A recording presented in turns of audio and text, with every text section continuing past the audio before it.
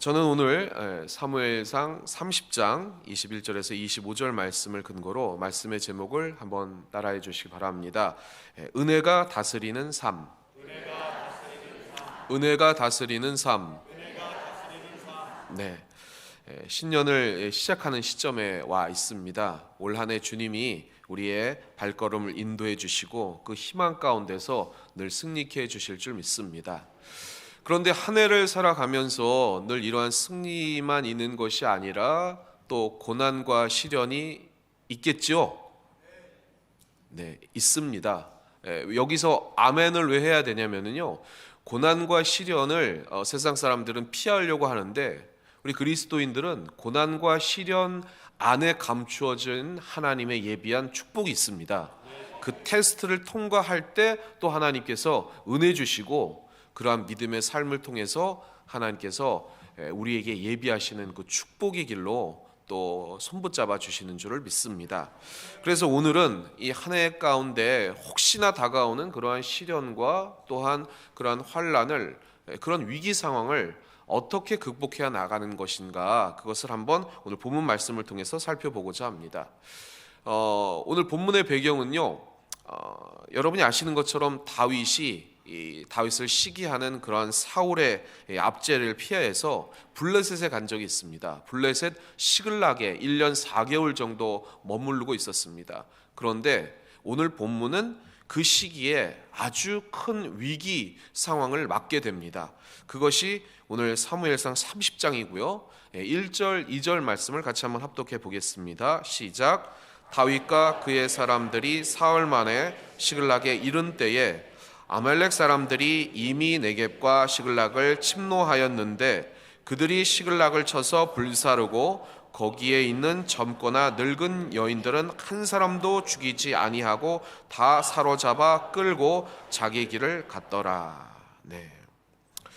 어떤 상황이냐면 이 시글락에 거하고 있었는데 전쟁터에 이 다윗과 그 병사들이 나가 있을 동안 이 아말렉이 쳐들어와서 이 다윗과 그 백성, 특히 처자들을 다 끌고 붙잡아다가 사로잡고 그들을 데리고 갔다는 것입니다. 그래서 남은 백성들이 울다 지치고, 그리고 이 다윗이 온 것을 보고 다윗에게 책임을 돌리면서 심지어는 다윗을 돌로 치자라는 얘기까지, 그 모든 화살을 다윗에게 돌리면서 네가 우리를 벗어나서 전쟁터로 나갔기 때문에 이런 거 아니냐, 이러한 원망을 하게 됩니다. 다윗의 입장에서 보면은요, 자신의 아내까지 지금 적에게 사로잡혀간 아주 정신이 없고 분노한 상황입니다.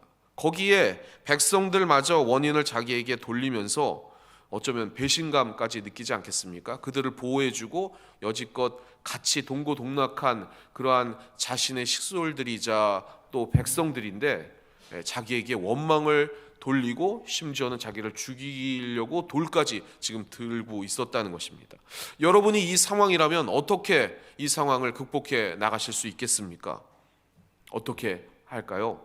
어떻게 하시겠습니까? 당장 그러한 상황이 닥쳐 있을 때 여러분이 이러한 위기 상황이 갑자기 이 가정이나 아니면 우리 육신이나 아니면 생활 환경 가운데 이러한 급박한 일이 생길 때 그럼 여러분 처음 뭘 하시겠습니까?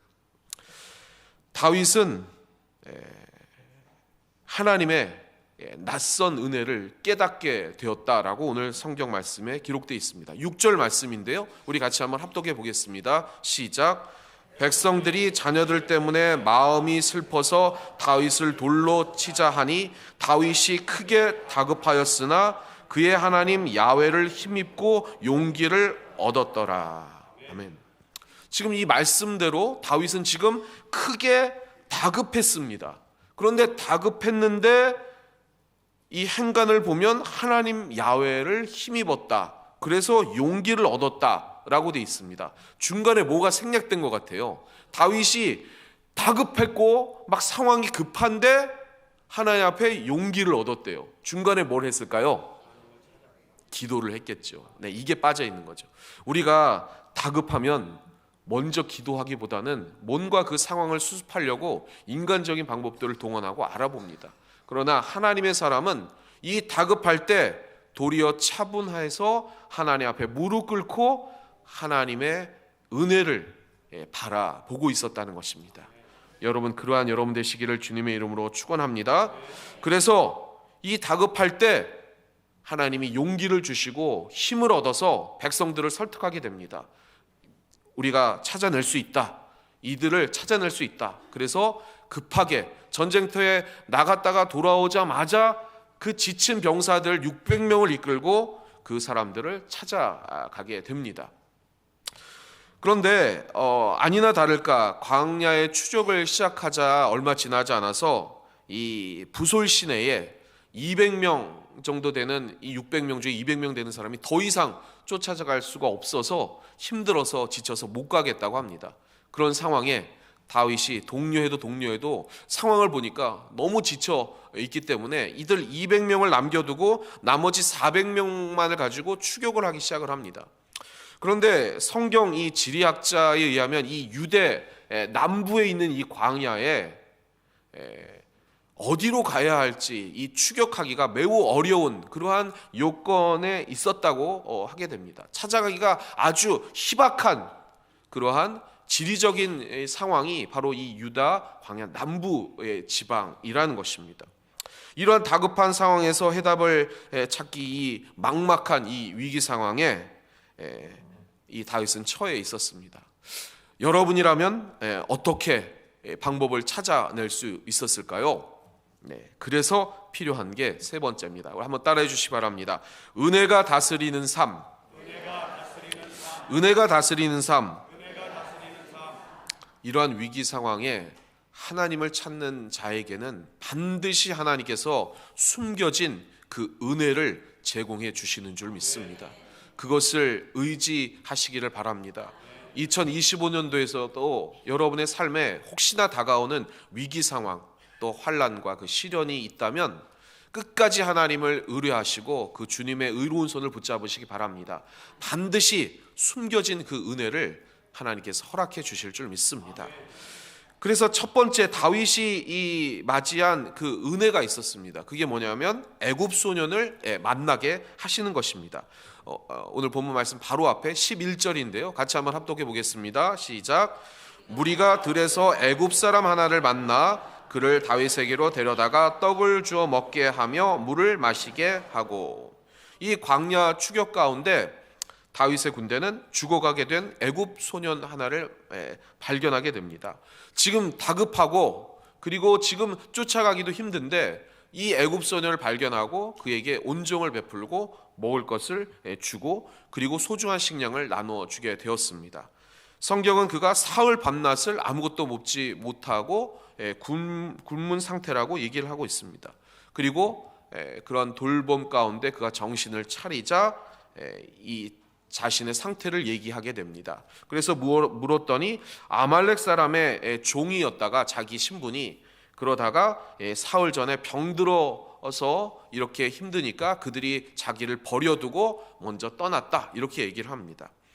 그리고 그런 이전의 행적이라든지 이런 상황을 얘기를 하고 이 사람이 바로 이 시글락에서 자신들의 처자를 데리고 그 양떼와 떼를 데리고 간 그런 아멜렉 사람 중에 한 사람 이 애굽 종이었다는 것을 발견하게 되고 그를 통해서 이 정보를 얻게 됩니다. 여기서 중요한 것이 있습니다. 여러분, 우리가 암만 급해도 하나님 앞에 정도를 지키고 선을 베풀 때 하나님께서는 그 은혜를 허락해 주신다는 것입니다. 아마도 이것이 또 다윗을 향한 그리고 그 다윗의 백성들을 향한 하나님의 테스트였을 수도 있습니다. 다급하고 힘든데 지금 버려져 죽은 그런 자가 있었습니다. 근데 그 사람을 그냥 스쳐 지나갈 수도 있습니다. 지금 당장 쫓아가야 되는데 지금 당장 처자들이 어떻게 될지도 모르는데 위기 상황이 있는데 지금 쓰러져 있는 사람 하나 그냥 스쳐 지나갈 수 있지 않겠습니까? 그러나 다윗과 이 사람은 거기에 눈여겨보고 먹을 것을 주고 그를 살려주었습니다. 그냥 정보만 물어보고 너 누구냐 혹시 그런 사람이냐 물어보고 그냥 또 지나갈 수도 있었는데 그를 끝까지 살리고 그를 온정을 베풀었다는 것입니다. 우리도 그렇습니다.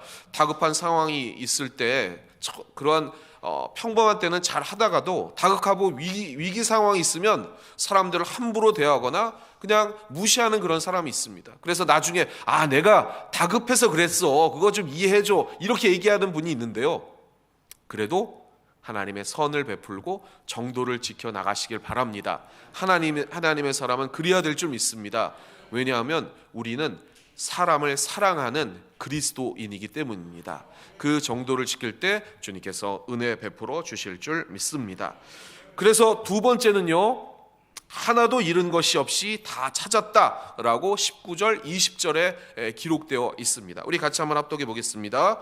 그들이 약탈하였던 것 곧 무리의 자녀들이나 빼앗겼던 것은 크고 작은 것을 막론하고 아무것도 잃은 것이 없이 모두 다윗이 도로 찾아왔고, 다윗이 또 양떼와 소떼를 다 되찾았더니 무리가 그 가축들을 앞에 몰고 가며 이르되 이는 다윗의 전리품이라 하였더라. 아멘.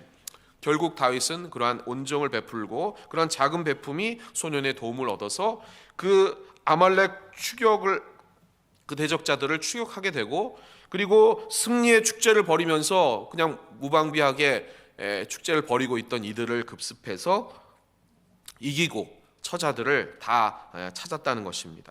그런데 여기서 주목할 단어가 뭐냐면은 아무것도 잃은 것이 없었다, 이렇게 성경 기자가 강조하고 있습니다. 여러분, 상식적으로 이게 가능하지 않습니다. 그 어려운 험난한 길을 처자들이, 어린 자녀들과 또 나약한 사람들이 거기서 힘들어서 병들어서 또 지치게 되고 낙오될 수도 있고 또 해코지를 당할 수도 있는데, 아무도 해코지를 당하지 않고 잃은 것 없이 모두 다 되찾았다, 이렇게 기록하고 있습니다. 이게 하나님의 은혜입니까, 아닙니까?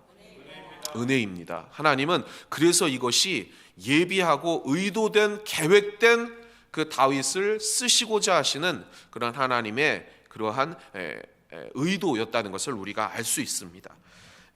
이러한 가능할 수 있었던 것은 바로 하나님께서 이 다윗이 하나님의 사람인지 아닌지를 테스트하고자 하시는 이 블레셋 가운데 있었던 이 시글락의 생활이었습니다. 이 1년 4개월이라는 생활 동안 이 다윗과 그리고 그들을 따르는 군사들과 백성들은 더욱더 하나 되었고, 이 공동체는 나중에 이 나라를 이끌어가는 주요 요직과 또 장군들 그리고 관료들을 탄생케 하는 그러한 계기가 되었다는 것입니다.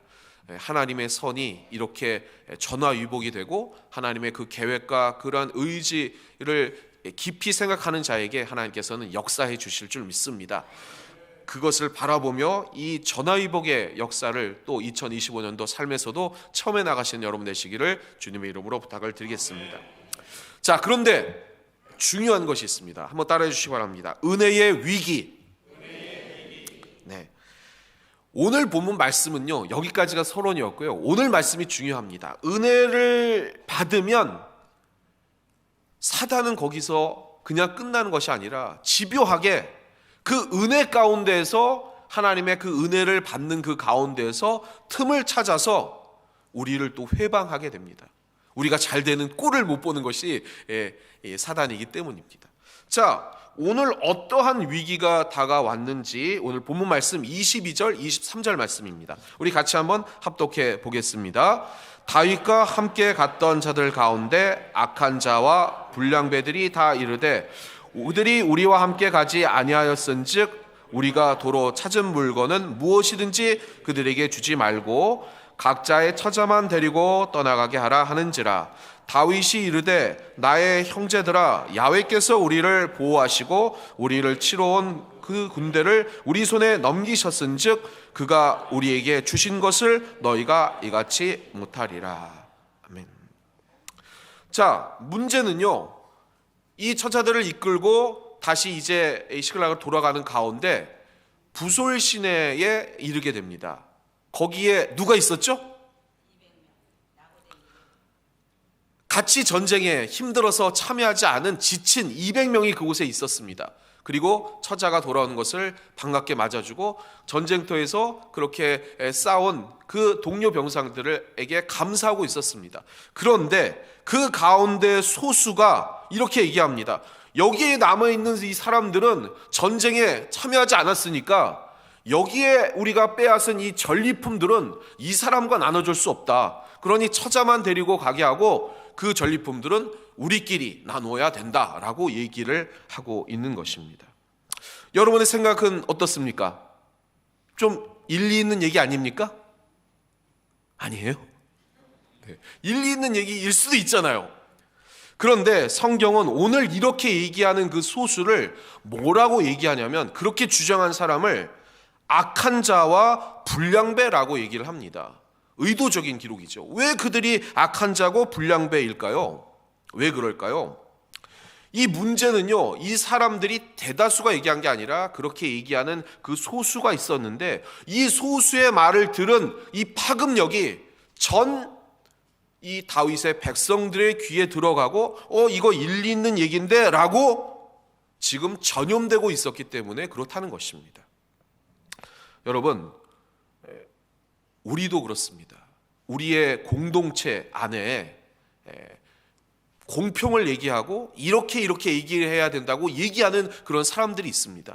그런데 오늘 성경에 보면 아주 매우 예리하고 단호하게 그러한 공평처럼 겉으로 포장하고 얘기한 그 사람들을 불량배나 악한 자라고 얘기하고 있다는 것입니다. 왜 그런지 한번 여기에 중요한 단서가 나와 있습니다. 우리 22절, 23절 말씀을 다시 한 번만 우리 같이 한번 합독해 보겠습니다. 시작. 다윗이 함께 갔던 들 가운데 악한 자와 불량배들이 다 이르되 그들이 우리와 함께 가지 아니하였은즉 우리가 도로 찾은 물건은 무엇이든지 그들에게 주지 말고 각자의 처자만 데리고 떠나가게 하라 하는지라. 다윗이 이르되 나의 형제들아, 야훼께서 우리를 보호하시고 우리를 치러 온 그 군대를 우리 손에 넘겼은즉 그가 우리에게 주신 것을 너희가 이같이 못하리라. 자, 여기서요, 여러분 잘 들으시기 바랍니다. 오늘 핵심입니다. 22절에 그 악한 자와 불량배라고 한 그 사람이 얘기하고 있는 이 단어에 한번 따라해 주시기 바랍니다. 우리가 도로 찾은 물건. 우리가 도로 찾은 물건. 네, 여기에 지금 다윗이 가지고 온 물건 중에는 그동안 빼앗겼던 것도 있지만 아멜렉이 가지고 있었던 소와 양떼도 있었다는 것입니다. 그들을 전리품으로 얻어가지고 다 가지고 나오고 있는데, 그것을 보고 이 불량배와 악한 자라고 하는, 사실은 그렇지 않고 공평하게 말하는 것처럼 보이는 이 사람들의, 평범한 사람들의 이 이야기가 그걸 뭐라고 얘기하냐면 우리가 도로 찾았다라고 얘기를 합니다. 도로 찾은 것도 있고 얻은 것도 있는데, 근데 여러분 이게 맞는 말이에요? 안 맞는 말이에요? 맞는 말입니까? 네. 왜 안 맞는 말이죠? 다윗이 뭐라고 얘기했는지 똑같은 것을 보고 그것을 뭐라고 얘기했냐면 한번 따라해 주시기 바랍니다. 23절에 우리에게 주신 것, 우리에게 주신 것, 우리가 찾아서 도로 빼앗아 가지고 온 것, 우리가 가지고 있었던 것을 빼앗겼는데 도로 찾아온 물건 플러스 하나님이 주신 전리품들, 이거 모든 것 다, 이건 우리가 수고해서 노력해서 얻은 것이 아니라 누가 줬다고요? 하나님이 주신 것이라는 것입니다. 다윗은 알고 있었습니다. 아마 이들도 알고 있었을 것입니다. 이 유대 광야에서 어디로 가야 할지 막막한 상황에서 그냥 길을 가다가 애굽 소년을 만난 것도, 그리고 한 사람도 낙오하지 아니하고 해코지 당하지 아니하고 다 도로 찾아오고 희생자 한 명 없이 도로 찾은 모든 것들이 하나님의 예비하심이고 은혜인 것을 알았던 다윗은 이 모든 것이 하나님이 주신 것임을 알았다는 것입니다. 그런데 이 하나님이 주신 것을 여기에 지쳐서 힘들어서 낙오한 사람들은 주지 않고, 이 사람들은 전쟁에 나가서 싸웠다고 해서 이 사람을 주는 것은 옳지 않았다는 것을 하나님의 원리 안에 은혜로 그것을 알고 있었다는 것입니다. 이제 여러분 이해 가시겠죠? 하나님이 주신 것인데 이 사람들은 안 주고 저 사람들은 주는 게 그게 가당합니까? 이제 아닌 걸 아시겠죠? 하나님의 은혜 안에 그 법칙과 원리로 세상을 바라보시는 여러분 되시길 바랍니다. 세상은 늘 공평의 잣대를 대고 판단하고 정죄하고 나눕니다. 공평이라는 것을 겉모습으로 씌운 채. 그러나 여러분 잘 생각해 보시기 바랍니다. 오늘 이것을 더 깊이 분석하면 이렇게 주장한 악한 자 그리고 불량배들의 마음속에는 왜 저 사람들은 안 주고 우리만 주라고 얘기를 했을까요? 왜 그랬을까요? 그 사람들의 본심은 사람을 바라보는 것이 아니라 돈을 바라보고 있었기 때문입니다. 그렇지 않습니까, 여러분? 그들이 공평이라는 잣대를 들이밀고 본심은 뭡니까? 내가 조금 더 이것을 가져보겠다는 물질에 대한 욕망과 본능적인 욕구가 있었기 때문에 그렇게 한다는 것입니다. 그래서 다윗은 오늘 본문 말씀 24절에 이렇게 얘기를 합니다. 우리 같이 한번 합독해 보겠습니다. 시작.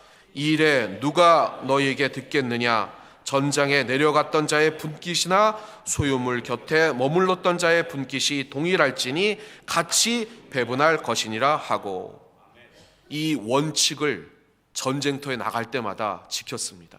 여기에 머물러 있던, 전쟁에 나가지 않던, 전쟁에 나가던 똑같이 배분할 것이다. 세상의 잣대로 보면 그것은 공평하지 않습니다. 전쟁에 나간 사람만 얻어야 되는데 여기서 쉬고 있는 사람도 왜 주냐는 거라고 얘기를 할 것입니다. 그러나 하나님의 은혜 안에서는 우리가 하나의 공동체이기 때문에 그렇게 해야 여기에 있는 사람도, 소유물을 지킨 사람도, 가정을 지킨 사람도, 방비하는 수비대도 같이 똑같은 혜택을 받는 그러한 공동체를 지키는 원리가 될 수 있었기 때문입니다. 오늘 말씀을 한번 정리해 보면서 적용해 보겠습니다. 세 가지인데요. 한번 따라해 주시기 바랍니다. 공평이 아니라 오직 은혜다. 우리 신앙 공동체는 세상에 갇힌 공평이 아니라 은혜입니다. 아멘. 특히나 이 교회를 더 섬기면 섬길수록, 그리고 신앙의 연륜이 오래되면 오래될수록 공평의 잣대를 들이미는 것이 아니라 은혜를 생각하시기를 바랍니다. 사람을 더 보시길 바랍니다. 왜냐하면 예수 그리스도의 이는 사람을 바라보고 그 사람을 사랑하는 사람이 예수 그리스도인이기 때문입니다. 두 번째는요, 한번 따라해 주시기 바랍니다. 인색한 마음은 신앙을 깨트린다. 그래서 그러한 첫 번째 원칙을 통해서 논리적으로 연결되어서 감사치 않은 마음, 불평하고 원망하는 마음은 반드시 인색을 가져오게 돼 있습니다. 그러면 그 인색을 통해서 그 본질이 사람에게 가 있는 것이 아니라 물질에 가 있기 때문에 당연히 그 공동체는 그것을 통해서 그 사람의 신앙을 깨트리고 그 공동체를 깨트릴 수밖에 없다는 것입니다. 그래서 마지막 세 번째 한번 따라해 주시기 바랍니다. 관대한 나눔은 공동체를 세운다. 그렇습니다. 이 다윗은 자신의 왕국을 그러한 관대함으로 이끌었습니다. 그래서 많은 시련과 굴곡이 있었지만 이 다윗과 이스라엘은 하나님이 세계 최강의 국가로 부유케 해주시고 부강케 해주신 것입니다.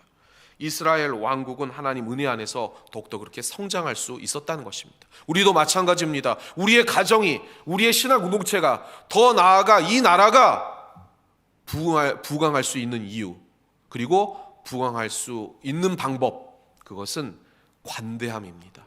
그리고 은혜입니다. 그 하나님의 이 나라가 운행되는 그 원칙, 그 은혜 안에 섰을 때 우리는 반드시 부강하게 돼 있고 부유하게 돼 있는 것입니다. 그것을 지켜나가는 여러분 되시기를 주님의 이름으로 축원합니다. 우리 옆에 계신 분들에게 이렇게 얘기해 주시기 바랍니다. 은혜가 다스리는 삶을 삽시다. 은혜가 다스리는 삶을 삽시다. 2025년도에는 여러분의 모든 삶의 영역과 그 자리가 은혜가 작동되도록 하나님을 붙드시는 여러분 되시기를 주님의 이름으로 축원합니다.